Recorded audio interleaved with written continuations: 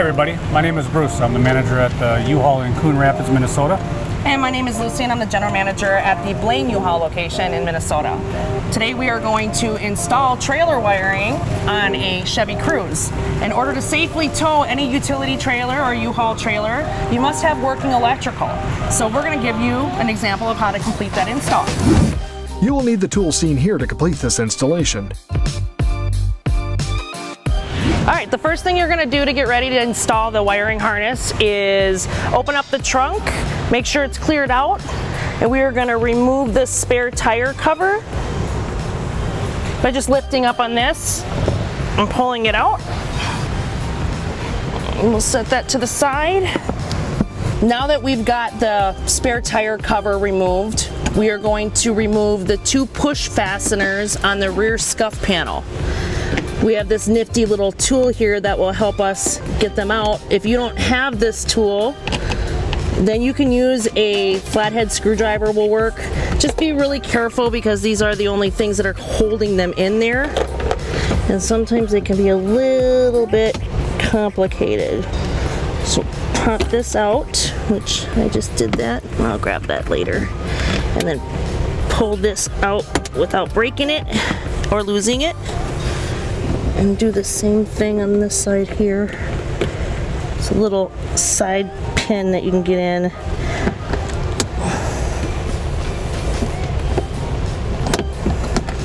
Pull that out. And then pop that one out. Kind of be soft with it so you don't bust it. And then you'll pull that out. Now that we've removed the scuff panel, we're going to move on to the felt trunk liner, removing the push fasteners the same way by pulling out without flicking it across the trunk. Don't miss that one like I almost did.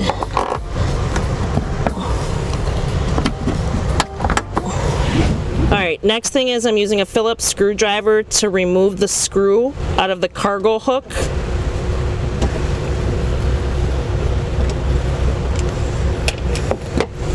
And then you just slide it down as such, giving more space behind the felt. This will be the wiring harness that we hook up to. But before we do that, we're going to move over to the passenger side vehicle and do the exact same thing here. Like I said, you can use these fancy dancy tools, or a flathead screwdriver will work just fine as well. Pop that out.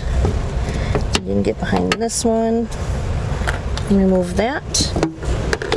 And we're going to remove this one up here as well, so we're not struggling for space.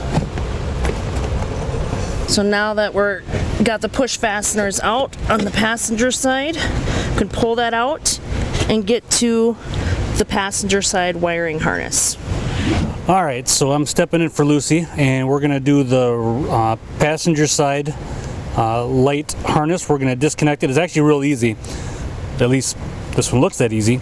Just press down and pull back and it disconnects. And then what we're going to do is we're going to use the harness with the green, which goes to the passenger side, and this is just going to take in between what we just disconnected.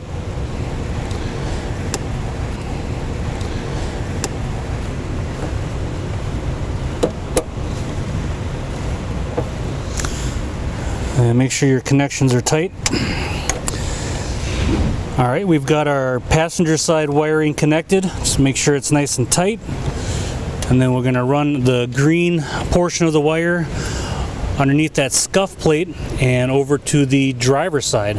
Okay, so now we're going to go to the driver's side and repeat the same process. Again, easy to disconnect. Just push in at the tab, pull back, and then we'll install the driver's side portion.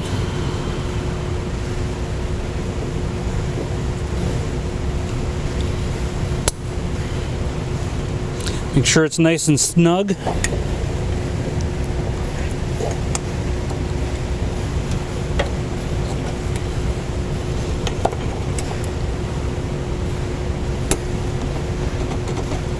good. Okay, now that we've connected the wiring harness to the driver's side, now the next goal will be to ground the wire. I've seen many people make the mistake of having this like this. Do not do that. You can spin this wire and break this off. Pre-drill and start your hole.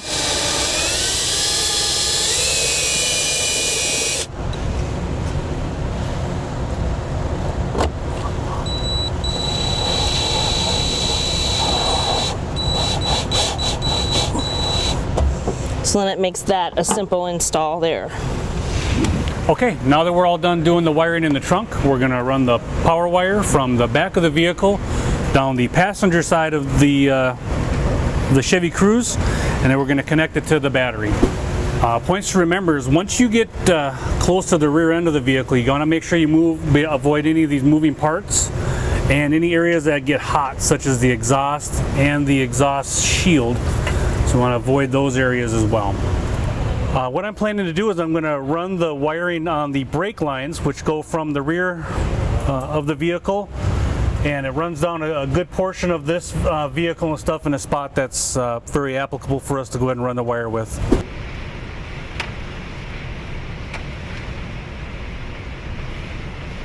Okay, so we've got the wire ran on the passenger side up to the engine compartment.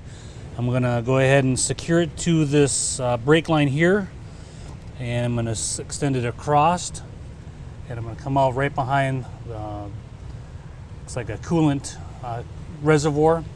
Very important to make sure that you don't get it in an area where it's going to be by moving parts or anything that gets real hot as well. Otherwise the coax on this wiring here will melt, and then it'll arc to the engine, which causes problems for the wiring.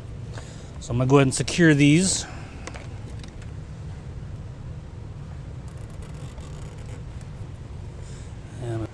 Okay, so I've got the wire ran over to the battery, and what I'm going to do at this point is I'm going to open it up, and we're going to take the negative terminal off first.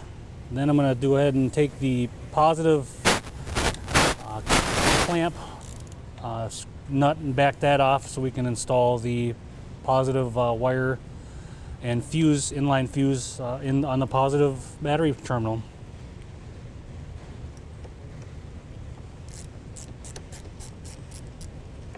And we're going to be using a 10 millimeter to take off the battery terminal nut.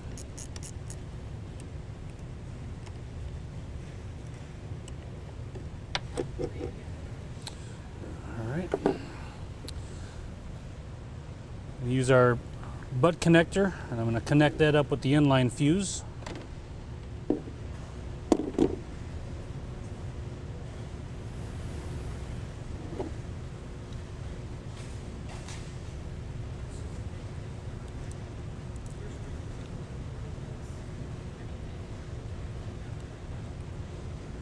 Make sure it's nice and snug.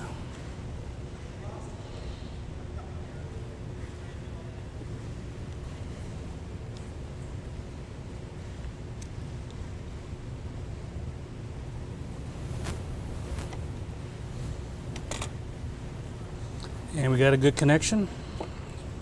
Just a little bit more.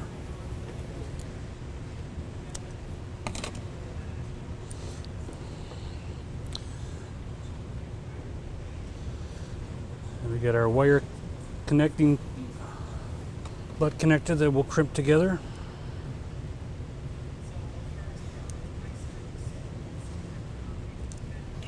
I'm going to back this nut all the way off so I can get this right behind there when I go to reconnect it.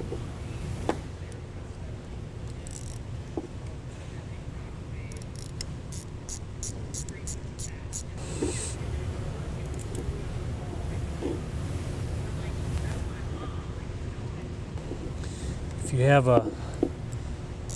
like a battery type of impact driver, obviously that'll make this a little bit of a faster process. I chose to go with the slower way with hand operated one. Reapply the positive terminal.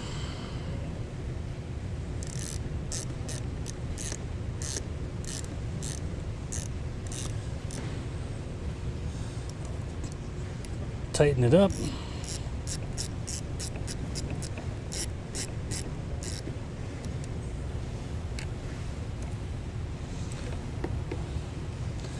Nice solid connection.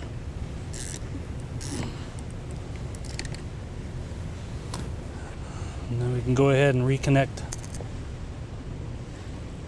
the negative.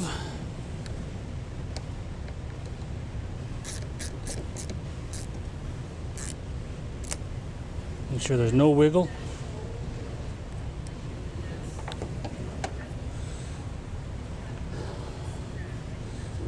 Insert the fuse.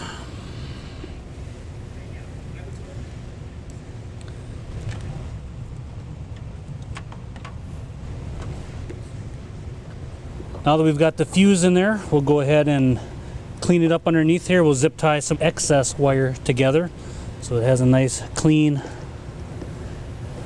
appearance underneath the hood. So now the driver's side harness is hooked up, the passenger side harness is hooked up, our ground wire is hooked up. Now we're going to get the power wire that we ran up into the back here to hook that up. This small grommet here, you can take a needle nose pliers and just pop that baby out. Got to tug on it a little bit. Pull that out.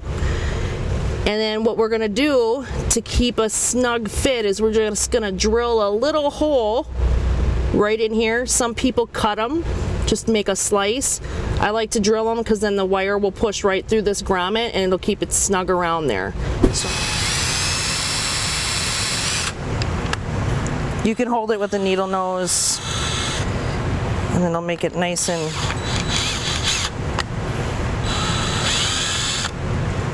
all right, so here's your power wire, and here's the grommet we just drilled a hole through.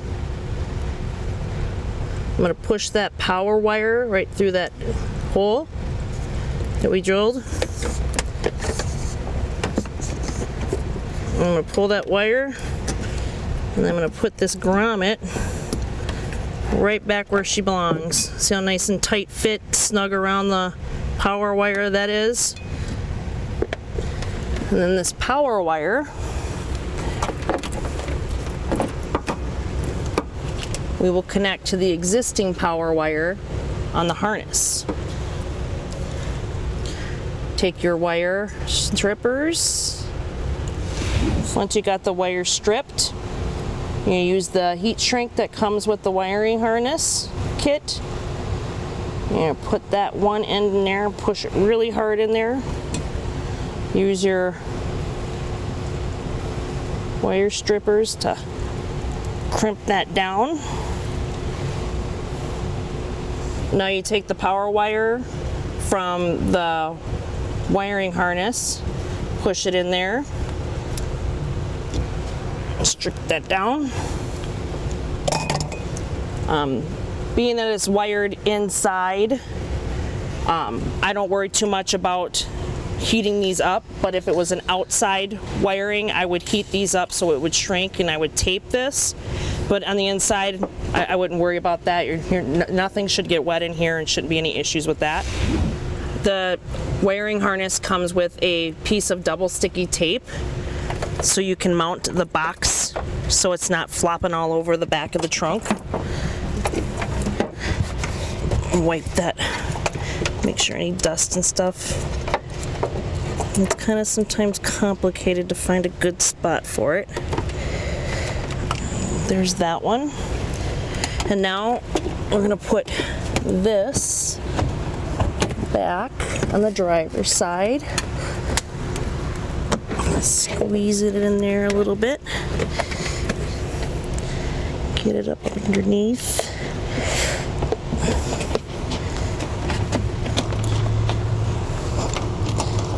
Making sure that wiring is all where it belongs. We're going to reinstall our push pins. If you have them like that, you can just put them in. And then we're going to take our cargo hook. I'm going to put that back on. All right, now that we got the driver's side panel back on, I'm going to take a zip tie, taking the green wire and the power wire, And I want to get them off the ground or off the bottom here where the spare tire is. So if they're taking the spare tire out, they're not going to catch these wires. I'm just going to run a zip tie around them and zip tie them here to the pre-existing wiring harness that's on here, just so then that way they're more secure. You can run a couple more if you want. Some people will use wire loom. We're gonna put the plate over this so you won't even see these. So I'm gonna reinstall the push fasteners.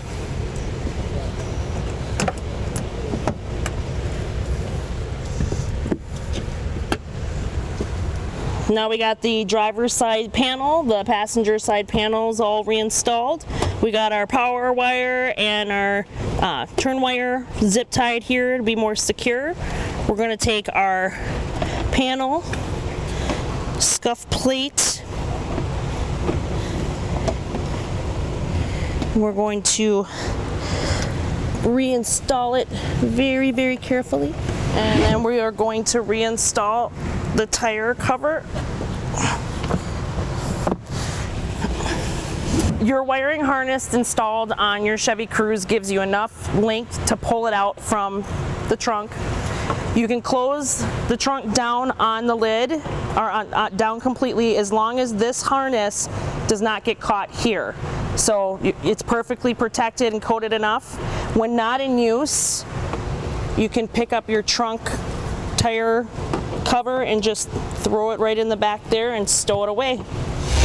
To learn more about the products seen in this video, or to schedule an installation by U-Haul Hitch Professional, visit us online today at uhaulhitches.com.